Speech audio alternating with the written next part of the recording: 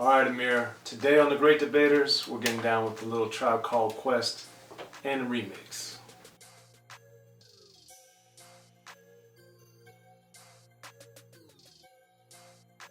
Alright, Amir. So today on The Great Debaters, I have to give a special shout out to my daughter Lauren. She's the one that came up with the idea to do this one for Bonita Applebum and the remix. So we're going to debate which version of Bonita Applebum is the better one. And of course we have Tribe's debut album, People's Instinctive Travels in the Paths of Rhythm, which came out in 1990. This is one of my favorite albums of all time, and I think on the production and the sampling and the drums and the feel of it is astonishing. So, Bonita Applebum was obviously the original version. The album version was a big song and had a nice video and very prominent at the time. So Amir, when you were first hearing the original version, the album version, what did you think of it and why? You know, this is one of the Tribe songs that has a lot of fanfare. A lot of people who don't even listen to rap like this song, as well as songs like Can I Kick It as well. This is one of those songs that came out and was so big around the time I was listening to this album that I didn't really like that much. I wasn't that crazy about this sound. I thought it was very witty with the name Bonita Applebum. I thought that was very clever. Right. I like how they're talking about a girl that Q-Tip apparently was seeking after or whatever, and the history of the song as well as the measurements within the lyrics. I always love that. And I thought it was very cool how I was reading how Ali Shaheed said in an interview somewhere that they actually kind of censored themselves because they rewrote this song. It was written a certain way, and then they grew up, I don't know, like a year or 2, 3 years later, whatever, and then they decided to change the lyrics because since they kind of grown up and matured a little bit. So I thought that was really cool. I love songs with history like that. As far as the actual sound, it's not really a sound that I completely care for necessarily, but it's still an iconic song and such a great name, and all the history, and seeing like their live performances with Stephanie Santiago, I think, with the apple overhead, and like, come on, man. Well, I think it's interesting because this song, of course, on Killing Me Softly, the Fugees, they more or less used the instrumental almost exactly in the same way that Tribe did, and then with Mobb Deep on Hell on Earth, the G.O.D. Part 3, they used the same drums. So I always thought that was very interesting because Q-Tip, of course, produced on the Infamous album. Yeah. And, you know, I always thought there was an interesting connection. Obviously, they're both from Queens, but I also thought it was cool that Q-Tip had worked with them on, in my opinion, their best album, and then the next album, they kind of used the same drums or the same sample, however you want to play it, with that Q-Tip used on Bonita Applebum. So I always thought that was cool. And then G.O.D. Part 3 was a single. So, yes, very awesome song. But the thing that really stood out to me and made me love Bonita Applebum was beyond the music, which I thought was phenomenal. I also really liked the fact of how Q-Tip rapped because it was so slow.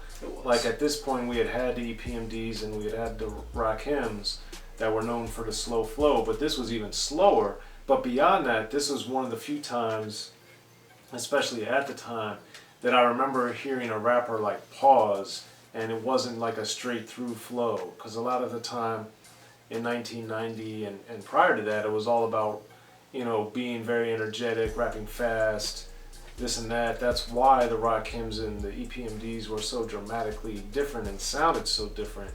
And then, you know, with the earlier Tribe songs that had come out, especially Left My Wall and El Segundo, and then they had other singles that they had released prior to People's Instinctive Travels in the Paths of Rhythm coming out. But with Bonita Applebum, it was just so amazing to hear like Q-Tip letting the song breathe and being dramatic, and they had these sound effects.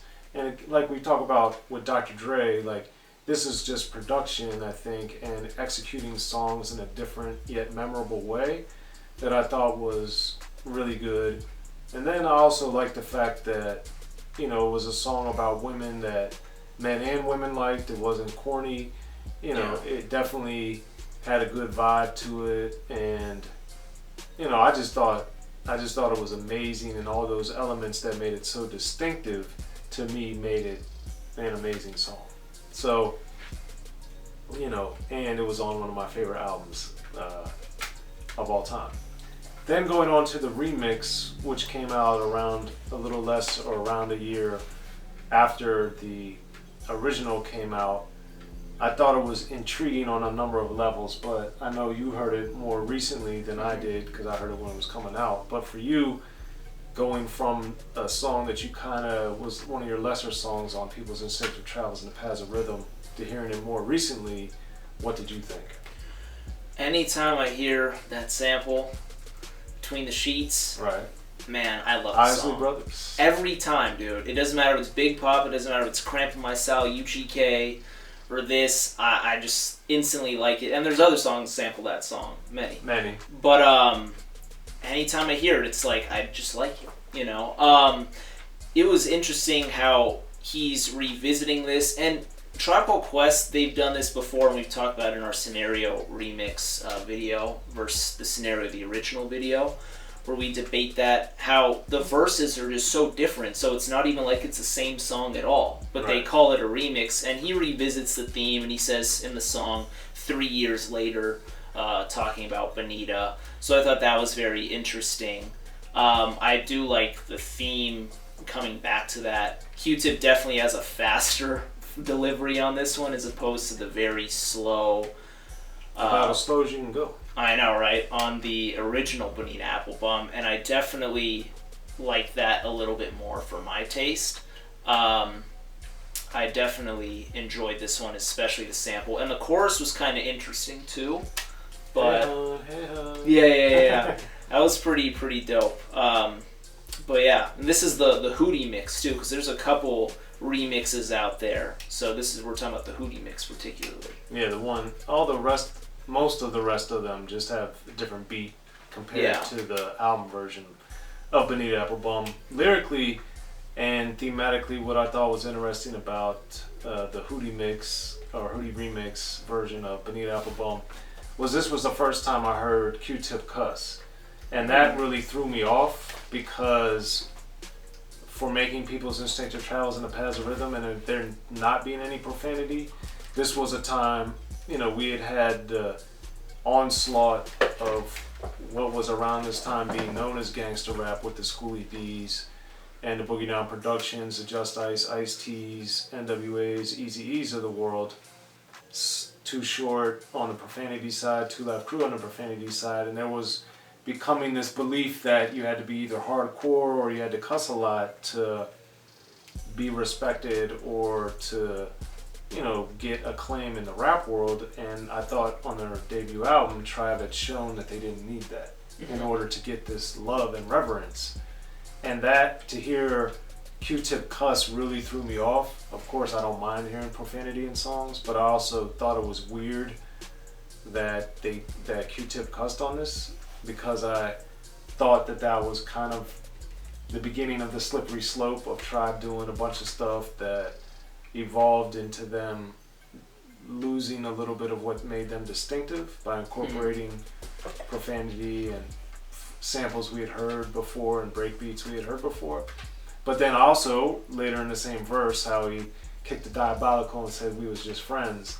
Like how, Q-Tip obviously loving rap and being a wordsmith himself, how he, referenced the Bismarck-E, but he didn't do it in such an overt way by referencing the diabolical instead of just saying Bismarck-E. So I really liked that and showed the cleverness of it. And to your point earlier, I liked how they changed the chorus and just made it a different feel. And I thought that sonically with the sample of the Isley Brothers Between the Sheets, it still felt like a good match sonically for what the song was talking about, and clearly he was attempting to get her there still. And, talking about how you could tell he was jealous of her boyfriend because he was getting her between the sheets. And, you know, it's just different things like that that made me really appreciate the song. And it also, him talking about, you know, 3 years ago, so now he's grown as a man, but he still has these feelings for this girl that he's been admiring for a long time, even though she's moved on and he not necessarily has. Yeah. So it's a very, both songs are very good and very distinctly different, which I thought was pretty awesome. Yeah. So Amir, you know, you're way more familiar with the original version, and the Hootie mix version is a little newer to you. So, you know, now in your refined adult mind, which one do you think is the better version and why?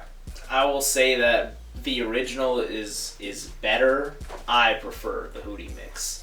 So wait, the original. What do you mean? How's one better, but you prefer the? I will acknowledge that the original is the better song, but when it comes to what I'm playing on when I'm in the car, when I'm in my house, I'm playing the Hootie mix. Just it's like it's such a big song. You hear it's a song that not only the men know but the women know. Right. That's one of those songs that when I talk to girls about rap or women about rap, they talk about Tribe, and they specifically talk about Can I Kick It and Bonita Applebum. That's like one of those songs you can talk to anyone about. Right. And it's so big. And although it's not necessarily completely my cup of tea, I still like it, and it's a great song, but I'm going with the Hootie mix on what I'm playing here. All right, well, for me, the better version is the original because I just thought it was very distinctive. I liked the music of it, the sitar. I thought it was very interesting. The drums I thought were phenomenal. And then the way Q-Tip approached the song to make a song that, again, in the midst of the explosion of gangster rap, we have this song, Bonita Applebum, that just really captivated a lot of people, male and female alike. And it didn't have profanity. It wasn't overtly sexual, despite being sexual. And it was just a great and remains a great song, a timeless song, and really showed, I think, another great example of how creative rappers are. And if all the rap that had come out to that point, that Q-Tip had found another way to rap and deliver a song.